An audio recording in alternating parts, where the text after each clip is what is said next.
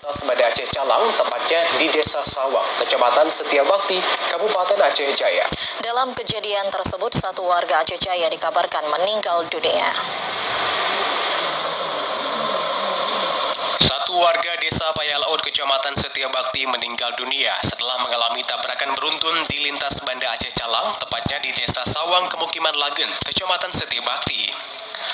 Laka lantas tersebut terjadi antara mobil penumpang Toyota Kijang Innova nomor polisi BL1136JN yang dikemudikan oleh Liang Jifung dengan mengangkut sejumlah penumpang yang melaju dari arah Banda Aceh hendak menuju arah Melabuh. Sampai di TKP, mobil penumpang Toyota Kijang Innova melebar ke sebelah kanan jalan arah Banda Aceh dan menabrak seorang pengendara sepeda motor yang saat itu melaju dari arah Melabuh menuju Banda Aceh. Sehingga tabrakan pun tidak bisa terelakkan. Dari pantauan di lokasi, kendaraan roda 2 yang diketahui milik Mustafa, seorang warga Desa Payalaut, Kecamatan Setiabakti, Aceh Jaya, mengalami kerusakan yang cukup parah. Hal yang serupa juga dialami mobil Toyota Innova, di mana mobil tersebut terhempas ke pinggiran jalan hingga 30 meter dari badan jalan dan terjadi kerusakan bagian depan, termasuk kaca depan.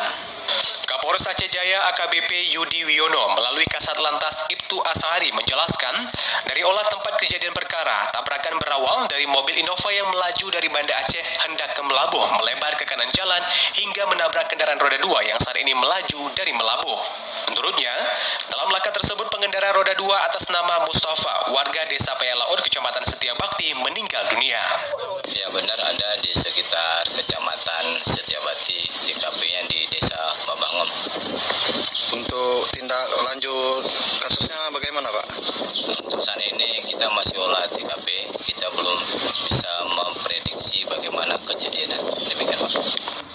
Selain itu, terkait laka lantas yang terjadi di Desa Sawang, Kecamatan Setiabakti, sudah ditangani oleh unit laka dari Satlantas Polres Aceh Jaya guna penyelidikan lebih lanjut. Dari Aceh Jaya, Mulyadi, TVRI Aceh melaporkan.